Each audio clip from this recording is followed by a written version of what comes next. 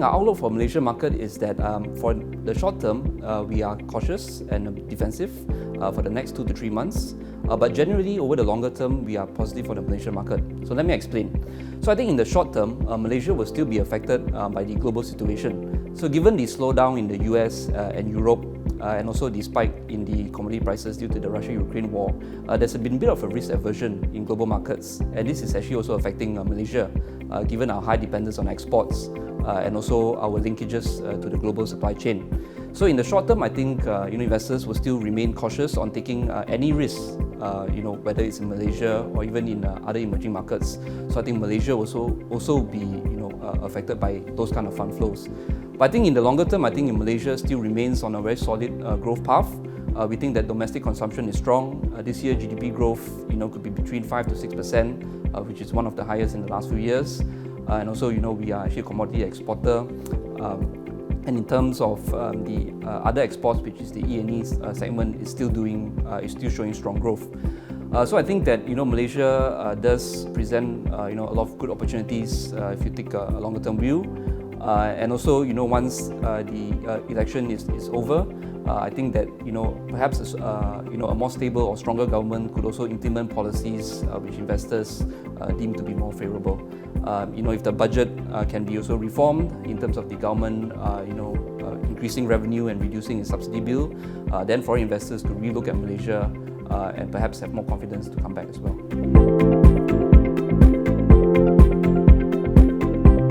So in terms of risks or return draggers, I think it's more of the external environment. So yes, if the world does go into a deep recession, which we do not think is the base case at the moment, for now we're looking at a mild recession. But if the world does go into a deep recession, then of course Malaysia will be impacted as well, given our high dependence on exports and also our linkages in the supply chain, as I mentioned just now. But we think that if the global growth does bottom out towards the beginning of next year and start to rebound again, then Malaysia will pick up strongly, given that if the external environment recovers while domestic demand is still fairly supported and we get probably a more new and more stable government, then I think there is opportunity to actually shine once again. Yeah, so for the budget, I think we are looking at how the government will actually reduce its budget deficit, actually to rationalize their fiscal spending as well. So currently the government is spending quite a lot on subsidies. I think the recent estimate was 75 to 80 billion in terms of subsidies. So we need to know how the government will actually finance this spending on subsidies. So I think some people have talked about reducing petrol subsidies. Some people have talked about re-implementing GST at maybe a lower rate of 4%, and some people have talked about maybe other forms of taxes. Now, of course, taxes is not popular with the electorate, given the rising cost of living. So we really need to see the government, take a more gradual approach and also a more structural approach to taxation. So in terms of GST, maybe they can start off with a low rate of maybe 2%, increasing to 4% over the next few years. So that at least will not be a shock to the economy, but will actually strengthen investor confidence that the government has a long-term plan to improve its budget. And also maybe the market is also looking at other ways where the government can enhance its revenue, maybe through export duties or customs increase in the taxes on the digital economy and so on. So I think it's a fine balance between growth and budget balance. So if they can strike a good balance between growth on the one hand and also supporting revenue, then foreign investors will have more confidence coming into the market.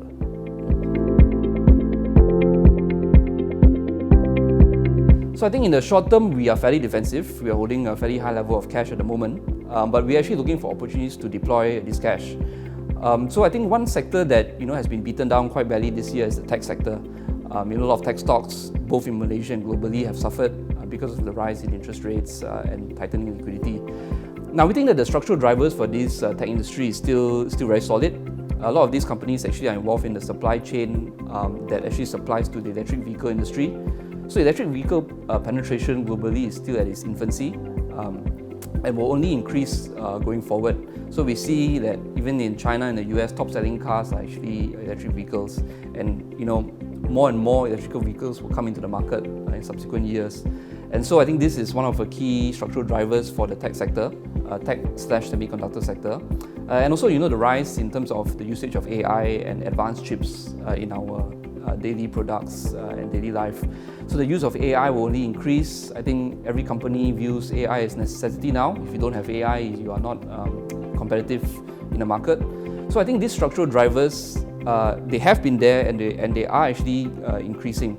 Right now, the tech sector is going through a hiccup because of tightening liquidity and slowdown in global growth. But I think if one takes a longer-term view, 2, 3, 4, 5-year view, I think the tech sector will come back strongly. So I think that's one of the sectors that we are slowly, possibly relooking at, for the second half of this year and also next year, while maintaining our investments in the domestic defensive sectors at the moment. So for the time being, we prefer financials, given that it's high dividend and also leverage to domestic consumption, which is still remains fairly robust for the time being.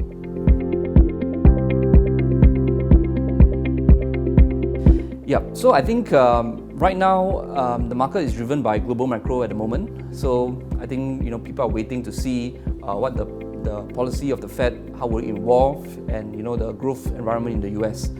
So I think the market right now will be driven by the Fed, and the Fed in turn is actually looking at inflation as to when they can reduce the pace of rate hikes.